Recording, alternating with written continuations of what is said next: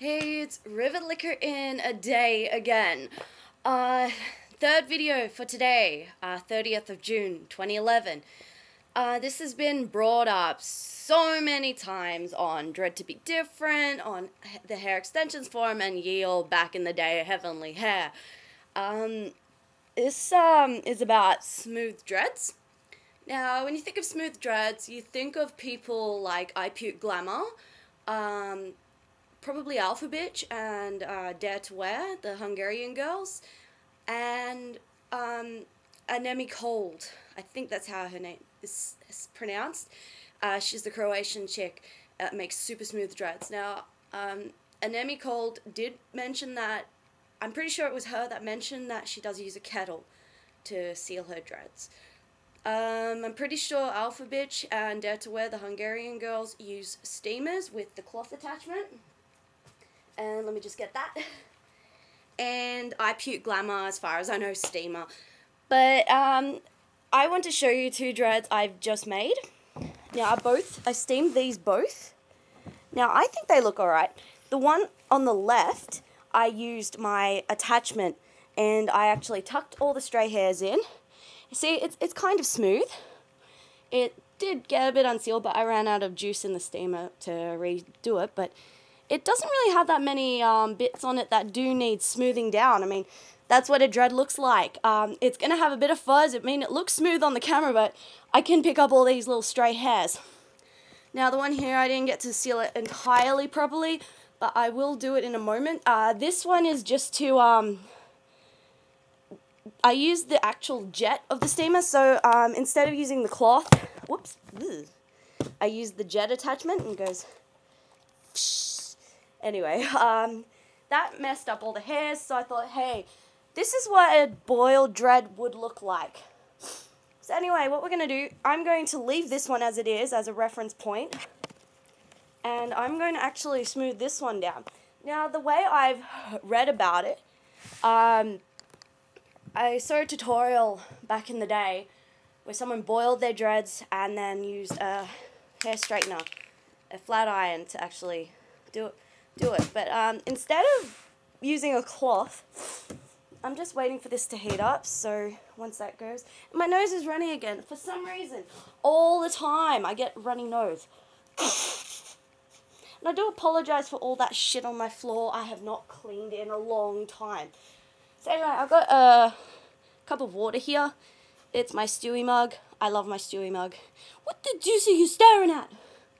Anyway, what we're going to do is we're just going to gently wet this. Not like completely soak it, but I want to just get some water on it, kind of. Just to dampen it. I didn't have a clean towel to play with, so this is all I'm going to do. Normally, if you boil dreads, you're just going to do it like that, and it's starting to kind of stink here. So anyway, I'm going to wipe my hands on my pants. What am I going to do? I'm going to just twist it. As you can see, it's very hairy. And this is the method some people actually use, is just using the flat iron straight on the dread and smoothing it down. I've never actually done this before, and I don't intend to do it anymore, but it actually does help smooth the dread, and it melts some hairs. The only thing I don't like about this is it makes it feel crispy. So keep going. And it does smooth it down, but I don't like the smoothing. You just want to keep it twisted and just twist. The water helps here because it prevents the hair from actually burning, and I've already actually burnt some hair because there wasn't enough water on it. And I've left it on for too long, so just keep going. I'm just gonna... This is basically what the people who have really smooth dreads do, if not steam.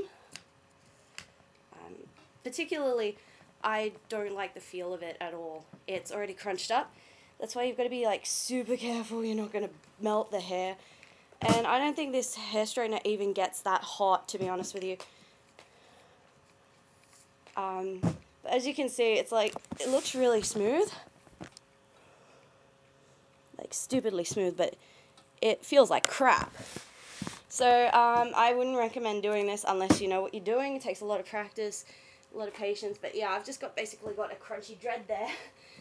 So I just think, look, this dread is fine as it is. It's just been steamed, used with the cloth. It acts exactly like the flat iron method, but it's not as tricky because you got one hand free.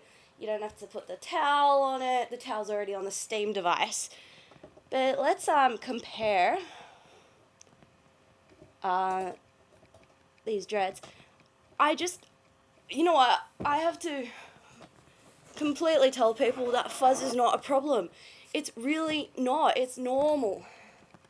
Yeah, you want a crunchy, smooth dread? There you go. It's not smooth. It's crunchy. It's actually melted. And this one's just sealed nicely.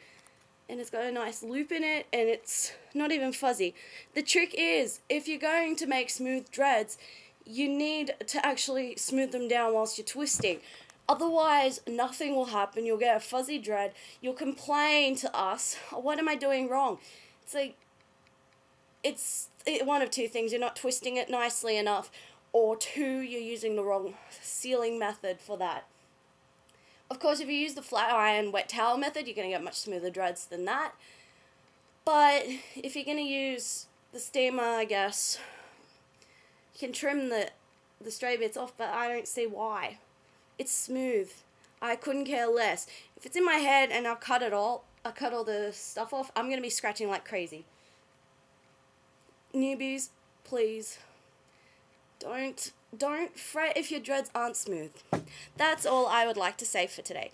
Anyway, you got a good view of my garbage bin, so I'm going to cover it. How about this? My binary blanket. It's actually a slanket. That brand name, that awesome brand that makes the binary blankets. I've got all this Think Geek gear. Anyway, crispy dreads. Have a good day. Bye.